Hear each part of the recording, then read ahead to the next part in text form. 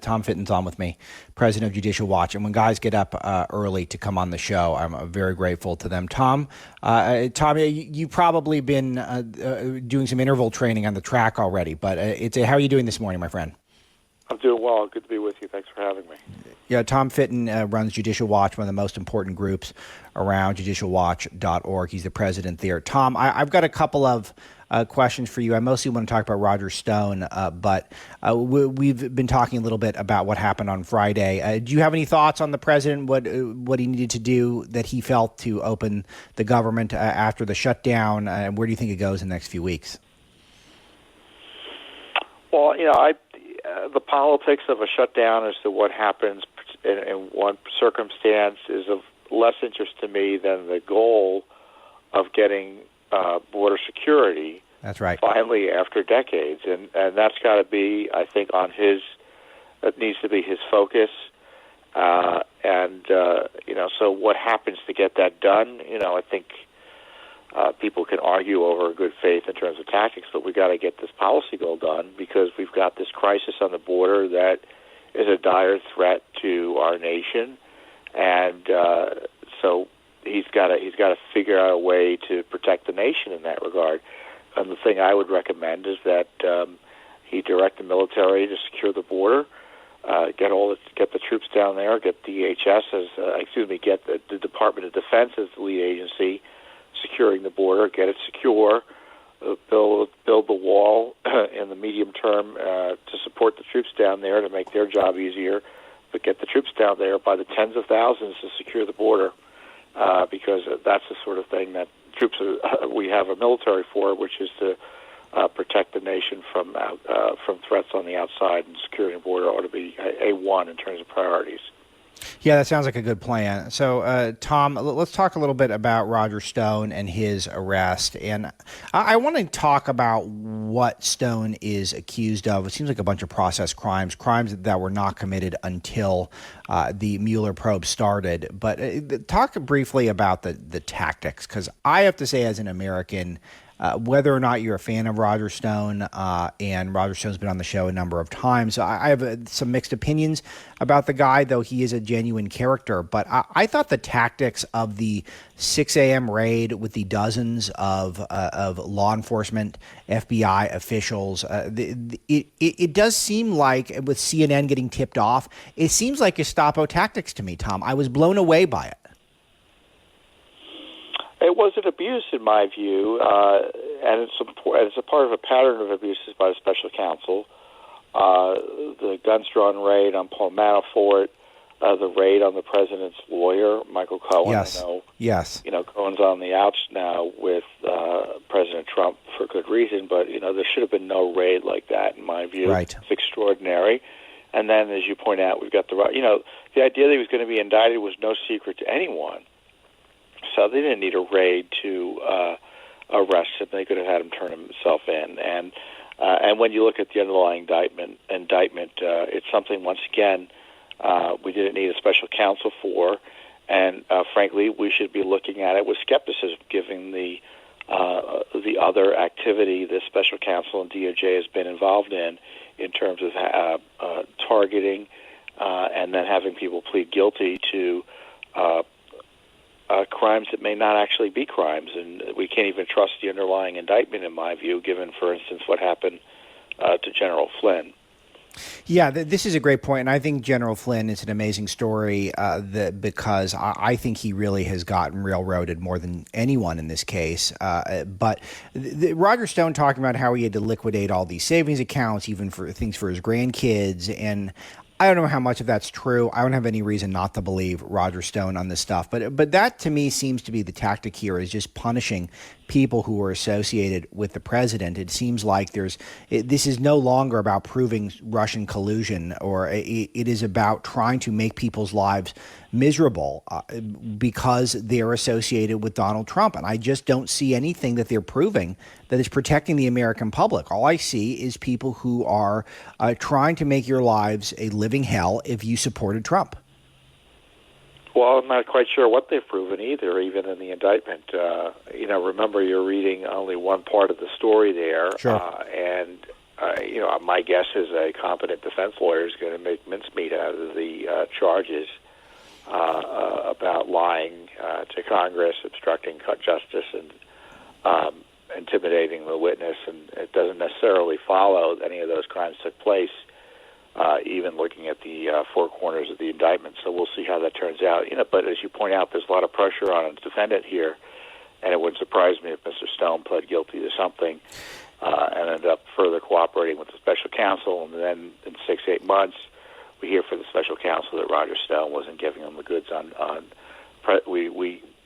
the implication is Roger Stone isn't giving them the goods on President Trump, and then they accuse Roger Stone of lying again. I mean, this is I think going to go on through the rest of the presidency of President Trump, and I don't mean just his first term. I think it's the second term. Yeah. As long as he's president, this will continue, and then when he stops being president, if he's no longer perceived as a threat, then all of a sudden people will move on. I mean, that's how it's going to be. But this is, at a minimum, a huge time suck and a big intimidator, because it does make you feel like, if you're sort of on the periphery of Trump world, as we are at Breitbart, where we're not directly in it, but we're kind of on the periphery, it does make you feel like you don't want a part of it. That's part of what they want. They want that feeling that, like, well, who would want to touch this stuff? Who would want to go near this guy when everything around him's toxic? This is a strategy. I know that's my opinion, but it is a strategy. Tom, you said something so interesting there about the guilty pleas, which now we are at this point where the pleading down and making pleas in order to avoid further financial strain or time this is, I think, becoming more commonplace throughout our judicial system, our legal system, and in particular in the case of the special counsel, when you know you're going up against a entity loaded with killers who are on the prosecution side or on the investigation side. It feels like prosecution side, and they have essentially infinite resources financially, then you just want to get out of it. You just want to take whatever deal you can get and get out, and that does compromise the integrity of it. Can you speak to that a little bit? Well, you face financial ruin in terms of any defense against charges, and then if you lose, there's a reason the stat is 95% of plus federal cases plead out, because you go to trial, you're going to lose, or that's the thinking generally, and losing puts you at risk for years and years in prison, as Paul Manafort found out in Virginia. Sure. So in his Virginia case, which he went to trial on and lost in significant ways on. So that you're gonna try to figure out a way out, and the question is, as Judge Ellis said, are these guys being prosecuted for the crimes in the public interest, and that's the issue, or are they part of the piece here? And Roger Stone, but for his relationship with President Trump, would never have been the subject of this sort of Justice Department inquiry. Frankly, it was beneath them to begin even asking these questions about arguing over whether he told Congress what he told Congress, given the fact, according to other reports that's been released in terms of his testimony, because we still don't have his testimony, that he was cooperative on the key issues. It's just something that, of course, we can't ask questions about because no one's really adequately supervising the Mueller investigation. And God forbid if Matt Whitaker did anything, because he'd be run out of town, because right. Mueller is running the show here in Washington, D.C. He's running the Justice Department. He's got all of Congress cowed to both Republicans and Democrats. Few are asking any questions. None want to bring him in before Congress and question him about his hires and his forthrightness with the American people in Sure. terms of telling them about the bias and covering that up within his own team. But when you look at the indictment, though, I would look at it in a. Of course, the media is not going to point this out. Is that it's pretty clear the Trump team had no idea about WikiLeaks. They were not involved in it. They couldn't communicate with them directly. They're just throwing out feelers the way everyone else in Washington was once they understood that they had Democrat emails and maybe Hillary Clinton's emails. But it's pretty clear they weren't coordinating in any sense of the term, and certainly didn't coordinate to steal any emails, which is the basis of the special counsel appointment in many ways.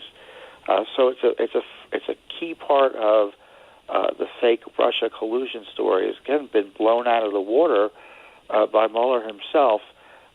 But of course, Mueller is out there to get Trump, so he's not going to say this out loud. But he can't avoid these truths coming out as people look at the indictment material. Again, another indictment, and not one piece of evidence that any American knowingly colluded with the Russians to try to steal the elections. So what is it specifically, Tom? Did I get anything wrong? What is there anything? What specifically was Stone? And again, I had to react to this while it was breaking on the show last week. But my initial read was they're accusing him of all crimes that were committed after the probe got started, not anything that even comes close to indicating he was a liaison between the Russian government and the Trump administration to rig an election. It was more that he had been less than truthful or during the probe itself. What specifically is he being accused of? He's accused of lying to Congress and not admitting to certain communications with third parties, not WikiLeaks, with intermediaries about WikiLeaks and having documents about it. To say it suggests that, my gosh, why wasn't DOJ brought in to take a look at this as opposed to having a special counsel? The Justice Department couldn't have done this in the ordinary course. A U.S. attorney couldn't have looked at this issue in the ordinary course. Of course not. In this age of government shutdowns and everything, and the Justice Department and courts are going to close absent federal money in a fight like this. Americans should know that was never going to happen with the Mueller investigation, and that's what they've been spending their money on. This hyper-focus on individuals close to President Trump and doing everything they can, in my view, to try to come up with crimes that they can't get out of, that no other prosecutor would have pursued. Okay, so is there any possibility that some of the focus on Jerome Corsi, who has been a figure in right-wing media for a very long time, but and no disrespect to Mr. Corsi, who I don't know well at all, but he's not a power player in Washington, not even close. And it makes me think when you're focusing on guys like Jerome Corsi, you're focusing on guys like Roget Stone, who has been a player. He's a smart guy. He's a network guy. But there's something to me feels like perhaps they want us to focus, the Mueller probe wants people to focus on this for some reason. And maybe there's something else going on. Is there any chance that this is all designed to be some sort of a elaborate distraction? Look, Corsi may seem a tertiary figure, and Corsi would admit he doesn't know Trump too well. I think he may have talked with him a few times several years ago. Yeah. But when you're pursuing a conspiracy theory that's unhinged, sure, like the set up by the dossier and other things like that, Corsi becomes a key figure. Stone becomes a key figure because these are the ways they colluded with the WikiLeaks people and thereby the Russians, and it's all part of Think of the giant chart with all the strings going back and forth. In the crazy person's room, you see on TV and movies about people pursuing allegations of conspiracies. We've got the conspiracy nut jobs are the basis of the special counsel investigation, and it's all designed to get Trump. And a normal prosecutor would have said, I'm not doing this, but when you're out to overthrow the president, all bets are off. Yeah, Tom Fitton. And now we're going to see the Democrats pursue it at the impeachment level. It's what an abuse of power. What an abuse of power. Both legislatively through impeachment and the DOJ prosecution team. Yeah, and that to me is the most striking, is they're so far afield from Russian collusion, which is what this was all about. And for the good of the country, it's time to just say we didn't find it or show what they got and move on. I just don't.